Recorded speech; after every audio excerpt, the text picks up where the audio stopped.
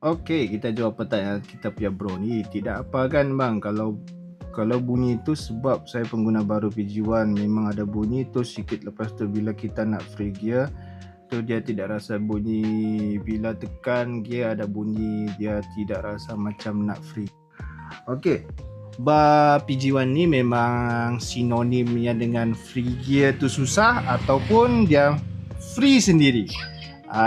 Sama ada dia free sendiri, dia drop sendiri. Itu antara common problem untuk Yamaha PG1 lah. Tapi nasihat saya tentang gear ni, okay, first kamu boleh check gap. Okay, ni gap antara kita punya push rod gear selector tu.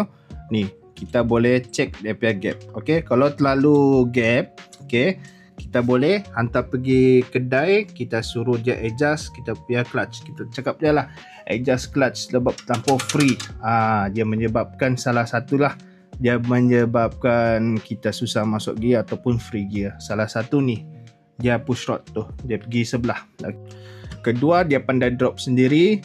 Okey, salah satu untuk tangani dia, tekan betul-betul. Bila tukar gear, tekanlah ni betul-betul. Jangan buat macam LC ataupun motor-motor yang lain. Sebab kalau LC kita tekan je sikit dia masuk gear terus. Okey, tapi kalau PG1 ataupun Legenda ni dia ada masalah sikit saya rasa lah. Kau kena tekan betul-betul. Dia punya star boom, aku rasa star gear tu sebelah tu dia mungkin gap terlampau besar ke apakah something macam tu. Nanti dia boleh drop sendiri. Okey, daripada 3 pergi 2, daripada 4 pergi 3, dia pandai macam tu. Lepas tu tekan jangan slow.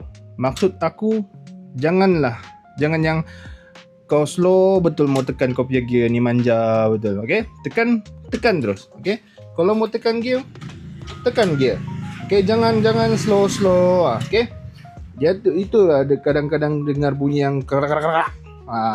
Something macam.